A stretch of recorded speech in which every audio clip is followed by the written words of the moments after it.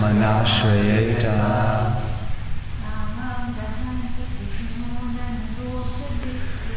Kamam dahanti kutino nanarosha drisha.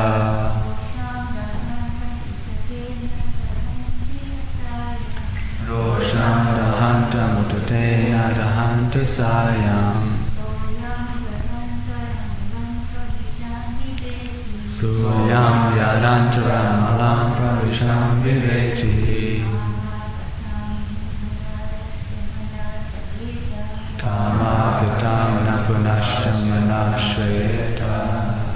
Word for word, please repeat. Kamam, lust. Dahanti, chastise. Kritina, great stalwarts. Nanu, but. Roshadrisha, by wrathful glance. Rosham, wrath. Dahantam, being overwhelmed. Uta, although. Te, they. Na, cannot. Dahanti, subjugate. Sayam, intolerable. Sa, that. Ayam, him. Yat, because. Antaram, within. Alam, however. Pravishan, entering. Videti, is afraid of. Kama, lust. Katam, how. Nu, as a matter of fact. Punaha, again. Asha, his. Manaha, mind. Shrayeta, take shelter of. Translation. Great stalwarts like Lord Shiva can, by their wrathful glances, overcome lust and vanquish him, but they cannot be free from the overwhelming effects of their own wrath. Such wrath can never enter into the heart of him, the Lord, who is above all this, so how can lust take shelter in his mind? Please repeat. Great stalwarts like Lord Shiva can, by their wrathful glances, overcome lust and vanquish him. Yet they cannot be free from the overwhelming effects of their own wrath. Such wrath can never enter into the heart of him, the Lord, who is above all this. So how can lust take shelter in his mind? Therefore, by Srila Prabhupada ki jai. When Lord Shiva was engaged in severely austere meditation, Cupid, the demigod of lust, threw his arrow of sex desire. Lord Shiva, thus being angry at him, glanced at Cupid in great wrath, and at once the body of Cupid was annihilated. Although Lord Shiva is so powerful, he was unable to get free from the effects of such wrath. For in the behaviour of Lord Vishnu there was no incident of such wrath at any time. On the contrary, Bhrigu Muni tested the tolerance of the Lord by purposely kicking his chest. But instead of being angry at Bhrigu Muni, the Lord begged his pardon, saying that Bhrigu Muni's leg might have been badly hurt because his chest is too hard. The Lord has a sign of the foot of Bhrigupad as a mark of tolerance. The Lord therefore is never affected by any kind of wrath, so how can there be any place for lust, which is less stronger than wrath? And when lust or desire is not fulfilled, there is the appearance of wrath, but in the absence of wrath, how can there be any place for lust? The Lord is known as Aptakama, or one who can fulfill his desires by himself. He does not require anyone's help to satisfy his desires. The Lord is unlimited, and therefore his desires are also unlimited. All living entities but the Lord are limited in every respect. How then can the limited satisfy the desires of the unlimited? The conclusion is that the absolute personality of Godhead has neither lust nor anger, and even if there is sometimes a show of lust and anger by the absolute, it should be considered an absolute benediction. Om Nagantanandaja Shalakaya Shakti Minatam Yena Tashmai Shri Gurave Namaha Vanchakapatarupascha Kripasundavyavacha Patitanatha Vanibhyo Vaishnavyo Namo Namaha Shri Krishna Chaitanya Prabhu Nityananda Shri Advaita Gadadha Shivasadi Gaurabhaktavinda. Everyone please chant Hare Krishna Krishna Krishna Hare Hare Hare Rama Rama Rama Hare Hare.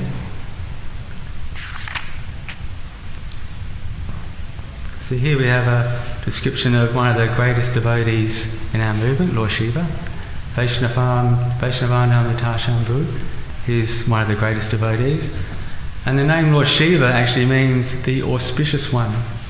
So even though Lord Shiva may exhibit some wrath, some anger, is still considered to be auspicious. Anyone who's on the receiving end of some pure devotee's wrath, they ultimately get some benefit, even though it may not be apparent immediately. But as we'll progress in this story, we'll kind of reveal that. And it says here that great stalwarts like Lord Shiva. So Lord Shiva is considered a great stalwart, and the word stalwart means loyal or reliable, and it also means a supporter of a cause.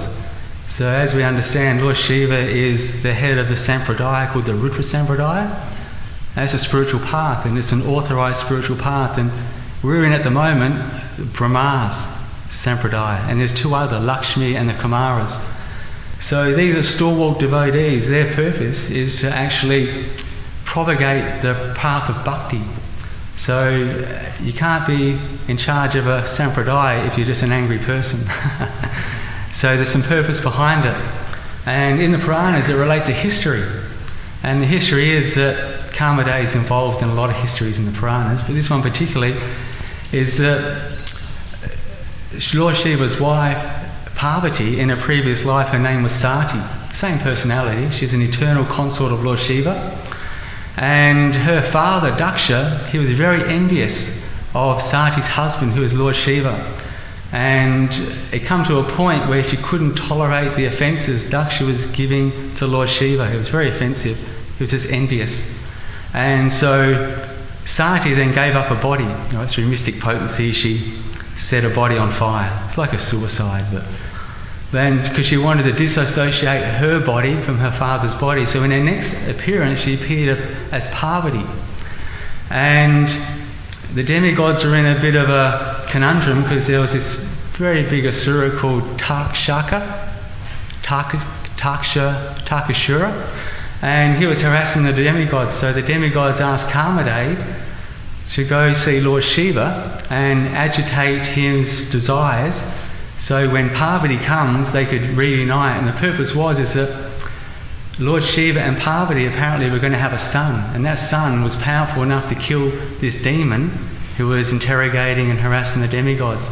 So they wanted to speed it up a little bit, but Lord Shiva was in deep meditation and he couldn't be around. Even though Kamada was shooting his arrows, it didn't affect Lord Shiva because he's transcendental. He's a transcendental personality.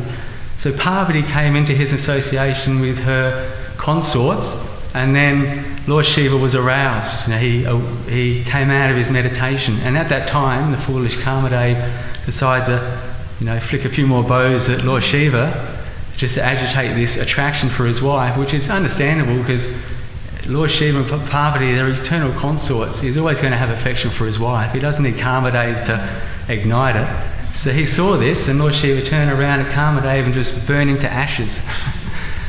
So when you get the association of a pure devotee, you can get either purified, or if you do the wrong thing, you get purified. And that's what happened to Kamadeva. I think we've all experienced it, when you're around great devotees and one glance and you feel like you're getting burnt to ashes. So as we see, Parvati then really subdued the anger of her husband, and the demigods actually petitioned Lord Shiva, we actually requested Kamadeva to do this because we have trouble with the demon, and we needed to speed it up a little bit. So this is how anger can be from a pure devotee, a great benediction, because Lord Shiva, when we get angry, what happens? We get controlled by anger. Right? And then we see everyone, particularly that person who's the object of our anger, we see them as an enemy. But we can see with Lord Shiva, even though he got angry at Kamadeva, next minute he was able to subdue the anger, control it, And then he exhibited his compassion, because pure devotees, they have compassion, that's what they are. And he then benedicted Kamadeva to have another birth, and it was in Dwarka Yuga, and it was to take birth as a son of Krishna and Rukmini. Pretty amazing. Does anyone know who his personality was? Yeah, Pradyumna, Cupid. But also Rati was there when her husband Cupid got burnt to ashes, so Lord Shiva benedicted her that she would also take birth in Dwarka Yuga and reunite with Kamadeva or Pradyumna. So pretty amazing compassion. So we can see with this that great devotees, they get angry. It's not that they have material desires, but what happens is when someone tries to agitate their material desires, that's when they get angry. It's not that they have them because they're a transcendental personality. But we can see in our situation, when someone tries to agitate our desires, we become happy. All right? We really look forward to this. Someone comes up and they try and provoke our lusty desires, and we get really excited. So we're like the opposite. It's only because we have material desires. And the relationships that we have nowadays are based upon, a matter of fact, lust.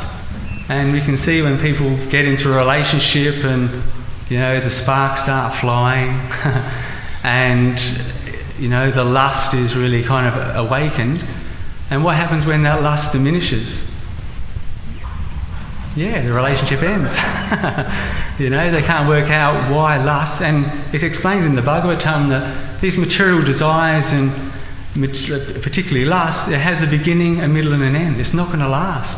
So the flame gets turned up, and due to the influence of time, it gradually comes down, and then people start to wonder. Lust has a full stop at the end of it, which means that it has an end.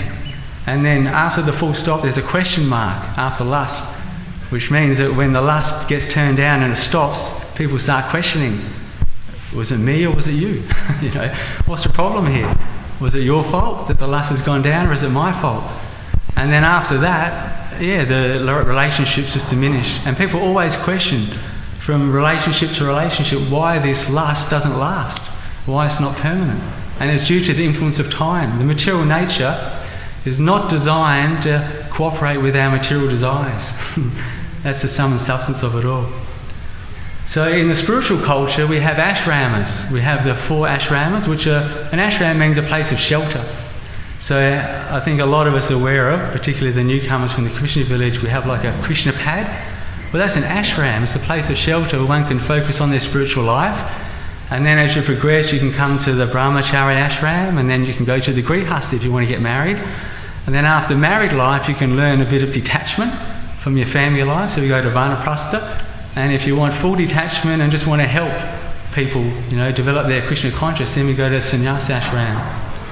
And the reason for these ashrams is to help control these desires and purify them. That's the main purpose of the ashram. And we can also see that by following the ashram, you get to understand that the material body is a bit of a disease condition. We don't really realise that when we're trying to enjoy it. But the spiritualists, we understand that it's a disease condition, but the materialists, they see it totally opposite. They see it as a benediction and having a body. It serves a purpose, but it's not primarily just to enjoy and develop lusty desires. And there's a verse in the Srimad Bhagavatam, actually in the Bhagavad Gita, which says, Ya nisha savabhutanam tasam jagati samyami yashram jagani bhutani sa nisha pashato mune. So this explains that what is night for all beings is the time of awakening for the self-controlled. And what is the time of awakening for all beings is night for the introspective sage. So I'll explain this verse a bit. It's like the spiritualist who's on the spiritual path and the materialist, they see the world differently. What is night for all beings? So what is night for all beings is the process of controlling our senses and purifying our senses, because night means we just go to sleep. We're not interested. And that's a time of awakening for the spiritual person. Now we get enthusiastic. I see devotees coming here at 4:20 in the morning, they're running, to the temple, particularly 4:30 when they hear the conch shell. Because we're excited, we love this process of controlling and purifying our senses and getting uplifted spiritually. But the materialists, they're asleep to this, they're not very interested at all. And what is the time of awakening for all beings is night for the introspective sage. So what is the time of awakening for the materialists is the opportunities for sense gratification. You know, they're very keen for it. When people wake up in the morning, when they get out of bed, the first thing they think of is, how am I going to enjoy today? You know, that's what really motivates people to get out of bed, is what am I going to enjoy with today? And people that don't have that lust or desire to enjoy, they can barely get themselves out of bed. But the spiritualists, well, we're asleep to this. You know, we're not excited about these, you know, material endeavours. We're more focused on the spiritual path. And it's quite interesting that Srila Prabhupada, he was always approached by the parents of his disciples, and the parents would comment, what have you done to our children? You know, like, they don't have illicit sex now, they don't have meat eating, they don't have gambling, they don't have intoxication, so what's the value of their lives? You know, they're almost dead. You know, so what have you done to them? But we understand from the spiritual point of view, this is a time of awakening. This is it gave Prabhupada great happiness to see the people who are usually consumed in material activities now getting awakened to their spiritual consciousness. So this very much inspired Srila Prabhupada, and this is what inspires us. As we see, we have many newcomers coming to the temple and the farm, and we have some devotees who are encouraging the newcomers to take up the spiritual path, because we see that this is their ultimate benefit. And I can notice, you know, the newcomers that come, they're really taking it up very sincerely, and they get a taste. You know, they understand the benefit of following this spiritual path. And there's another verse in the Bhagavad Gita. It is Dhyayato Vishayam Pumsan Sangat Te Chupajayate Sangat Sanjayate Kama Krodo Vijayate. It says that while contemplating the objects of the senses, one develops an attachment. When we meditate on something, an object, we get attached to it. And then from attachment, we develop a lust. A lust starts arousing for that attachment. And then we get angry when we don't get that thing fulfilled. So in early life, we're taught from the very beginning of our lives almost, we're taught to contemplate the objects. And it starts in the cot, right, believe it or not.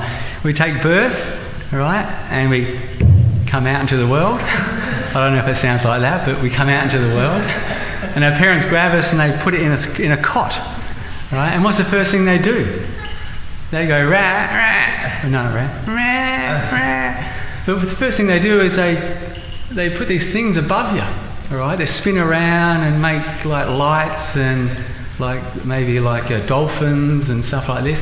So the baby there is helpless and he's looking at these objects and he's developing attachment for these. Alright? And not only that, but I was in the Goshala the other day and I saw Govardhan Leela Prabhu's son. And straight away when he walked in there, he was trying to put things in his mouth, which is normal. But then he grabbed a sleeve of plastic cups and he put them in his mouth and he was just chewing on it. And what happened when his dad tried to take it away? Cry. Straight away, within like a moment, he was attached.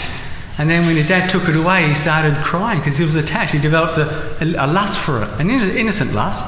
It's not like what we have. And then when we grow older, when we start to move our senses, then what do our parents give us? They give us like rattlers, you know, and bigger things to play with. We become more attached. And then as we get older, we lose interest in the innate objects, you know, because they don't really reciprocate. You know, you have a ball and you throw it, but then you have to go chase it. It kind of doesn't come back to you. You know, you can't call it back. And you can't scratch a ball, and it's definitely not going to scratch it back. So as we get older and the chemicals start changing within the body, what happens? We lose interest in those innate objects for our enjoyment, and then we start pursuing, you know, other objects because the chemicals are changing, and naturally we become attracted to this. And I can remember when I was a young boy, I had a stepbrother, and we used to play like cricket in the backyard of friends' houses, and right next door there were young girls. We'd always used to hear them, but we were very young, you know, we didn't pay too much attention. And one day, I think we must have been about 12, one day a note came over. It was like a plane, right? Like a paper plane. They threw it over and it landed in amongst us. And we were playing cricket or some sport. So my friend picked it up, and there's a letter. There's a love letter from my brother, my stepbrother, and it says, "Do you like me?" Right? And it had a box with tick yes or tick no. And we were young boys. I don't know if they were the same age, maybe a couple of years older. And my brother read it, and he threw it away, and we just played sport. We couldn't understand it. We just, because we were too young and that desire wasn't there, we thought, well, that's unusual. Let's play sport. Who's kicking the ball next? But as we get a bit older, the desires come, and then we start looking for our sense gratification or our enjoyment in the object of a male and female. And as Prabhu gave class yesterday, he quoted a verse in the Bhagavatam, Pumsa Triyo Mtini Bhavam Me Tam Tayo Mithro Kriya Grantam Atu. And it explains that the biggest problem in the material world isn't the objects or the senses, it's just what we meditate on and what we're going to do with them. And it explains that the biggest attraction is between male and female. And this is the basis of material existence. And it ties a hard knot in the heart. I don't know if anyone's been in a relationship breakup, but it's pretty intense. You can feel the knot, and it's very tight. It's very hard to let go. So Lord Rishabh is explaining this to his sons to enlighten them as young boys, not to get caught up in this, attachment, lust, and anger. And it's really funny that even though we contemplate the objects of the senses, the hogs, this is explained by Prahlad Maharaj, and Prabhupada makes a few kind of, let's say, wonderful purports. We don't actually print this book anymore, it's called The Teachings of Prahlad Maharaj, and Prabhupada quoted the teachings of Prahlad. It's in the 7th canto if you want to read it. He teaches Prahlad's teachings more than any other personality in the Bhagavatam. And in this book, Teachings of Prahlad Maharaj, Prabhupada says in the purport, he says, don't think the hogs aren't enjoying, right? The object that you find so obnoxious, right? The hogs are keen to get that, right? We do our business, we leave, and the hogs are there straight away. I heard sometimes in Vrindavan, they push you out the way, right? They're so keen, they can't wait. So don't think the hogs aren't enjoying. And then he goes on to say, happiness is available in every species of life. Whether you're a hog or a bird or a cat, the sense gratification is there. They're also attached to the objects.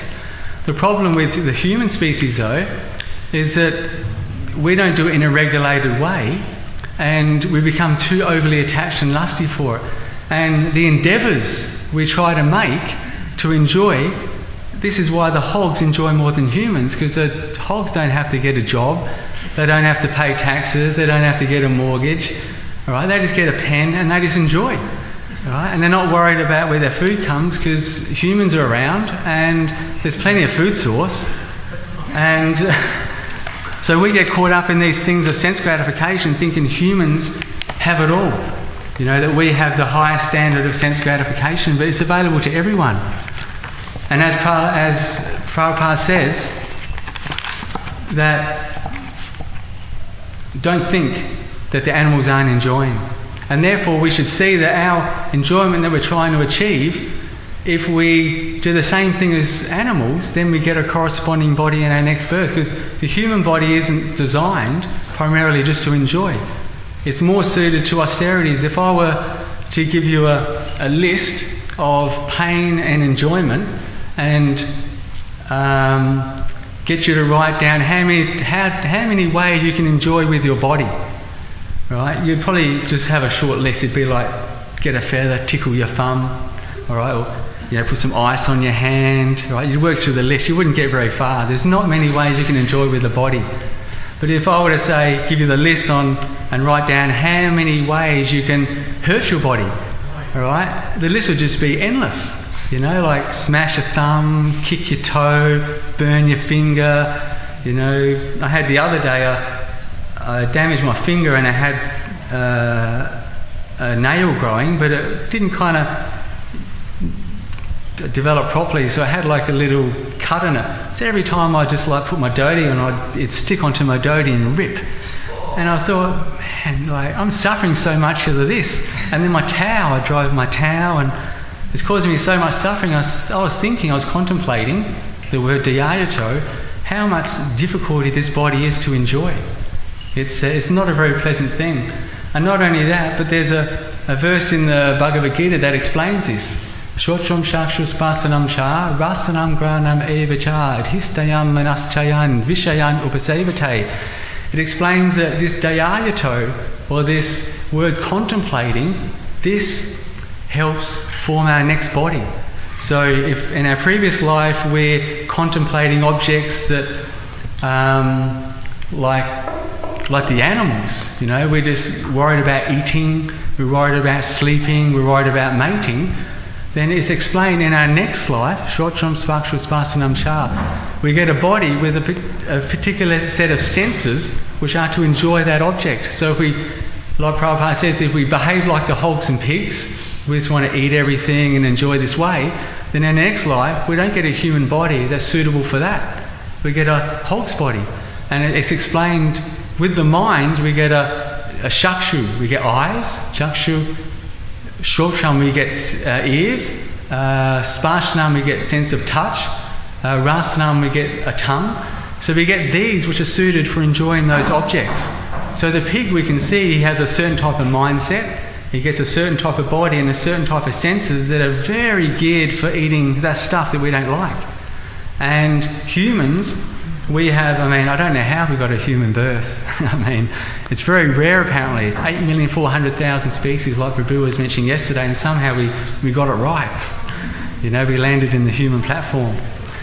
But these objects that we're becoming attracted to, it creates like a loop. And this is explained by, this is asked from Uddhava to Krishna. Uddhava asked Krishna, he says, when did you teach this science of yoga? Who did you teach it to and why? And Krishna said, well, I spoke this process of yoga to the four Kumaras and Brahma. Because what happened is the Kumaras, they're the sons of Brahma, and they were asking their father, these objects that we're looking for, it seems like it's a very difficult situation in material life. Our senses are attached to the objects. So our eyes are attached to certain things that we see, or our sense of smell was attached to certain things.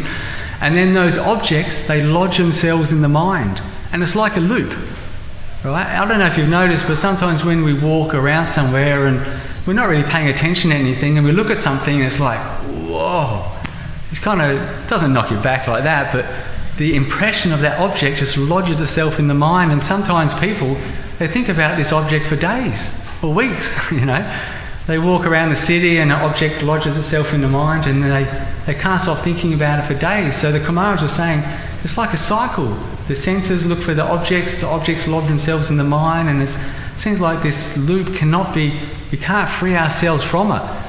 So then Krishna said, well, I appeared. Actually, Brahma couldn't answer the question because he was caught in, Brahma's the creator of the universe. He was caught up in creating the material universe, his creative function, so he couldn't answer that question properly. So he prayed to Krishna, and Krishna came down as a Hamsa avatar, the swan incarnation.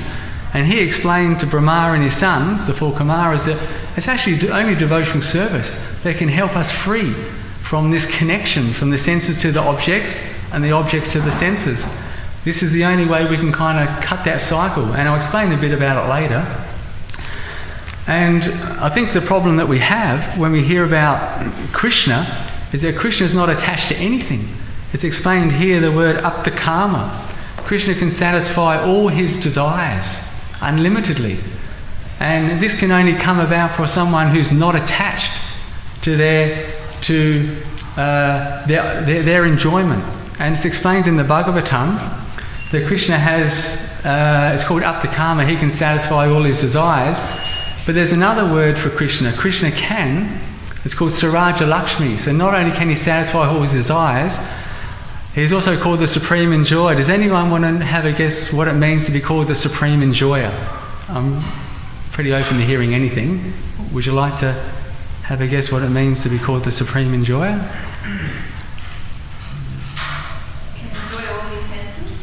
Yeah, it's a great answer. Anyone else? So like you can, with your eyes you can taste, hear, use all your senses for all. Yeah, you're not limited. You can enjoy through any sense. But there's a word from Rupa Goswami in the Nectar of Devotion. It's called Saraja Lakshmi. So we try and enjoy, but there's so many obstacles. Krishna enjoys and there's no obstacles. Not only that, but he has energies that help cooperate with his enjoyment. In the spiritual world, when Krishna is there just for his enjoyment and all his devotees, he has energies which work with his enjoyment. They arrange all his pastimes and all his ingredients for his enjoyment. In the material world, we try and enjoy and there's always an impediment. There's always difficulty. And sometimes we don't even expect, people even lose their lives trying to enjoy. They don't expect it. They fall off a cliff, or they go to Tahiti to enjoy a holiday and a tsunami comes. There's always some, obstacle to the enjoyment. That's why when we hear about Krishna, we're not conscious of it, but we have a bit of a problem with Krishna. Because he can enjoy this way, unlimitedly. But the best way it's explained, to overcome this envy is actually by engaging in devotional service. And it's explained in the, I think it's one of the Puranas, Yata Turu Mula Nishashena Tripyanti Taskanta Bhajo Pashaka. So what we do, because we can't satisfy Krishna's desires and we have trouble fulfilling our own material desires, the example is given: if you have a tree, the best way to water the tree and get benefit is watering the root. And naturally then, by watering the root, the leaves and branches become nourished. So even though we can't fulfill our desires, or we have great trouble, what we do, we serve Krishna. We water the root of our existence, and naturally by doing that, Krishna reciprocates and he satisfies us within our heart. And I know as devotees, we all experience this. We come from a materialistic life and we had a lot of problems trying to enjoy and being satisfied. We become the Krishna conscious and we just direct our propensities to enjoy and give Krishna enjoyment and please him. And naturally, just like watering the root, we become nourished. And it's not unusual that, actually I'll give this example of Markandeya Rishi. By performing devotional service, we can attract Krishna's association just by serving him and overcoming lust and anger, because these are great obstacles in approaching Krishna. Markandeya Rishi was a great rishi, and in the northern part of the Himalayas he was performing severe austerities for his spiritual enlightenment. He was a pure devotee, and he was just associating with his other yogi friends, and he was performing his yoga for 6 manvantars, which is an incredibly long time, 6 lifetimes of Manu. I don't know the mass for it, but it's millions and millions of years. And Lord Indra became a bit envious. He was a bit paranoid that Markandeya Rishi, while performing all these austerities, would take his position as king of heaven. So he sent not just Kamadev, but Indra sent a whole production team to disturb Markandeya Rishi. What he done, he sent cool breezes.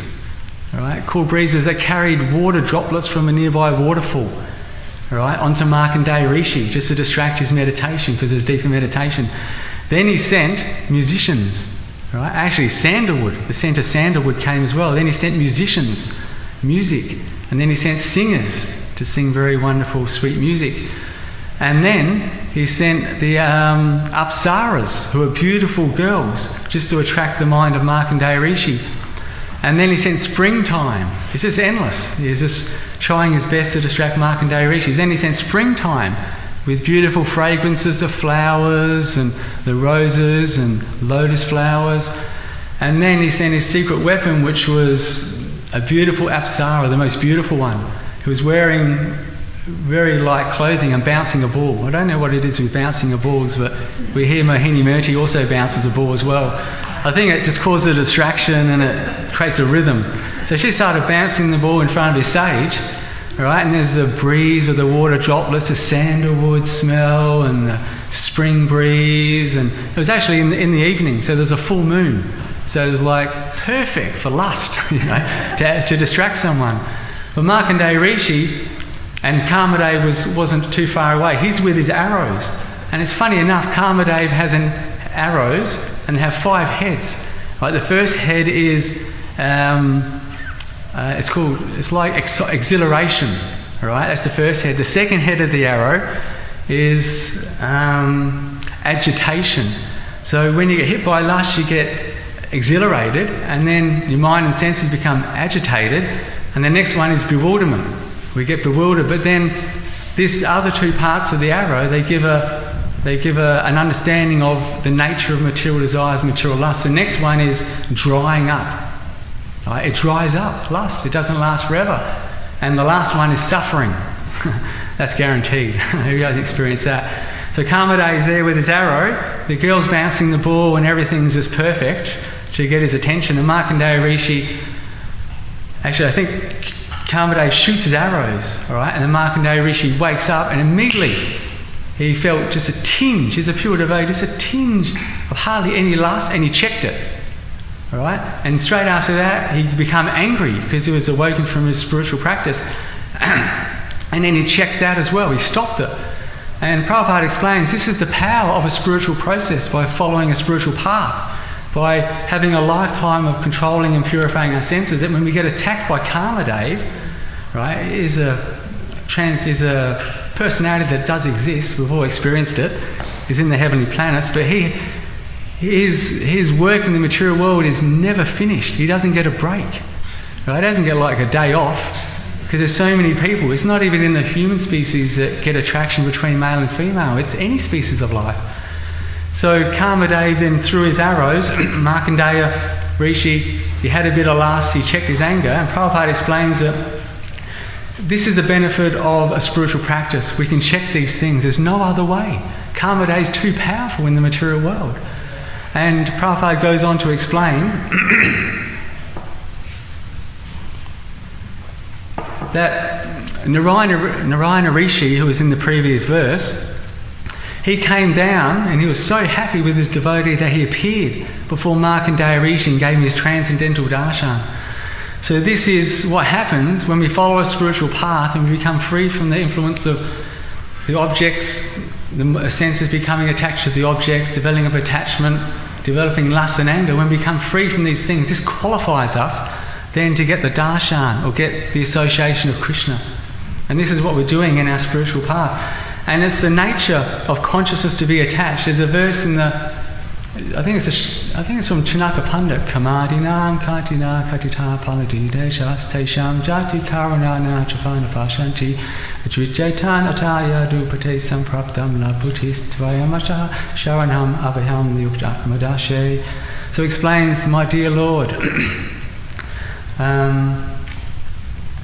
there is no limit to the unwanted orders of lusty desires. Although I've rendered so much service to these desires, they have not shown any mercy to me. And this is the nature of material desires, particularly lust. They order us around. In material life we think it's great to be pushed around by lust. And I can remember once I was in a shop, this is in Melbourne, and I was there to buy a t-shirt or something. And there was a beautiful girl at the counter, and a beautiful guy came in. And he went straight to the counter. I don't know the background behind what their association, but he came up to the counter and he was chatting her up, and I was just trying to, buy a t-shirt, and it went on for a few minutes, and next thing you know, he walked out real quick and she followed him. And I was like, what? I was ready to buy something, there's no one else in the shop. She ran out after him. And I thought, wow, he's amazing, I want to be like this guy. Because, I wasn't purified, I wasn't a devotee. I thought, wow, this is the goal of life. Pranam Prabhu, And then I was just in the shop for a few more moments, and she came back, right? She was huffing and puffing, so I don't know what happened.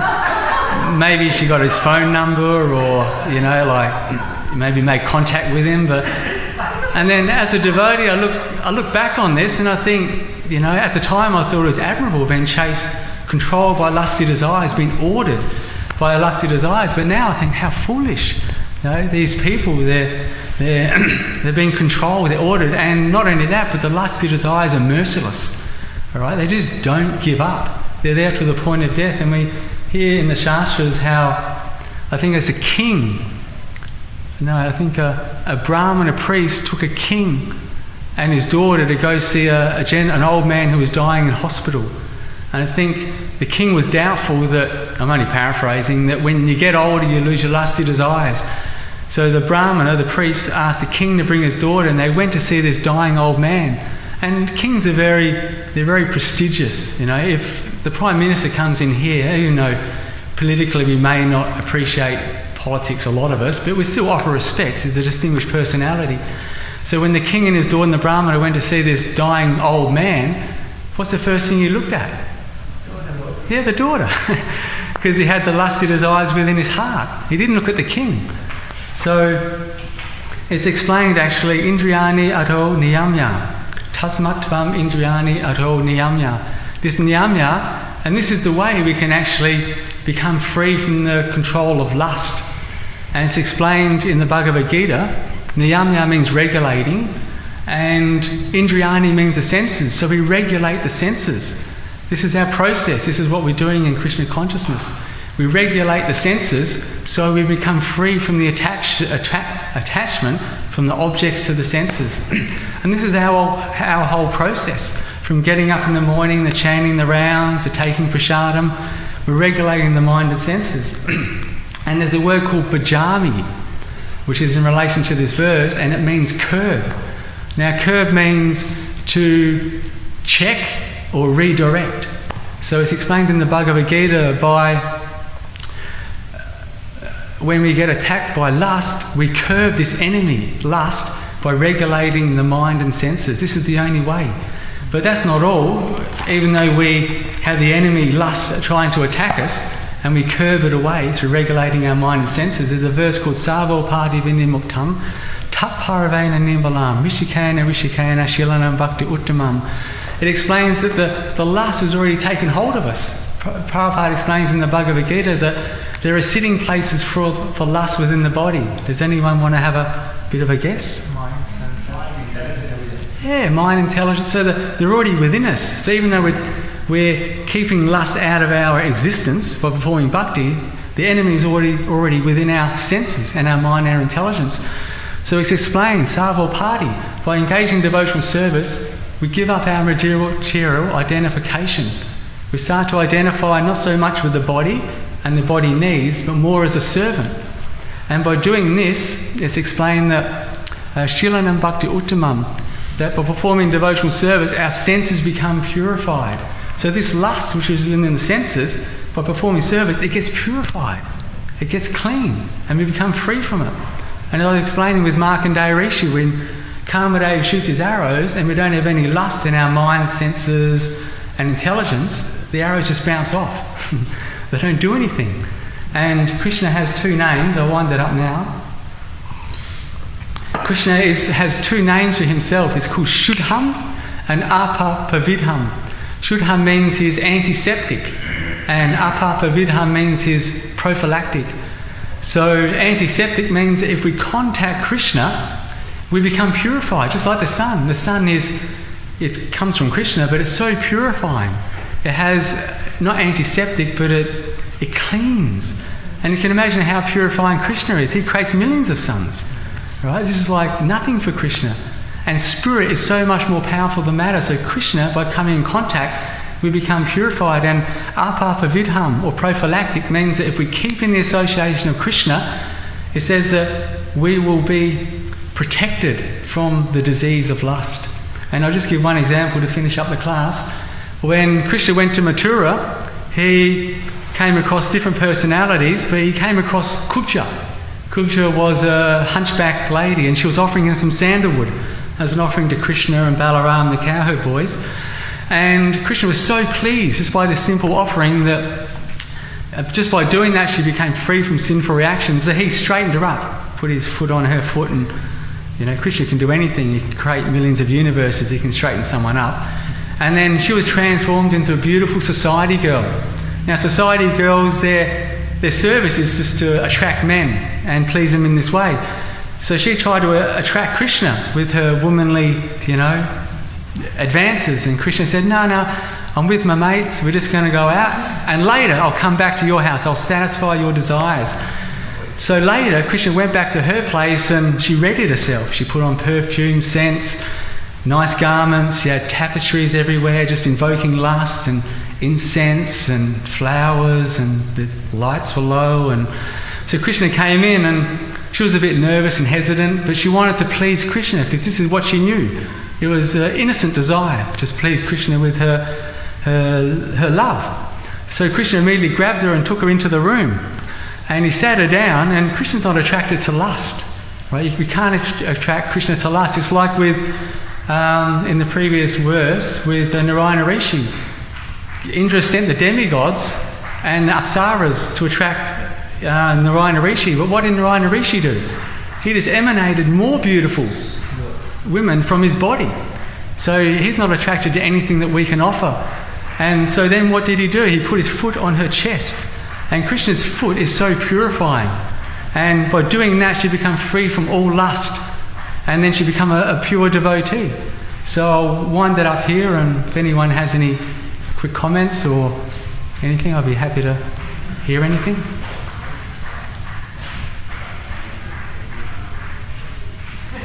Right. Grantharaj Srimad Bhagavatam Ki Jai.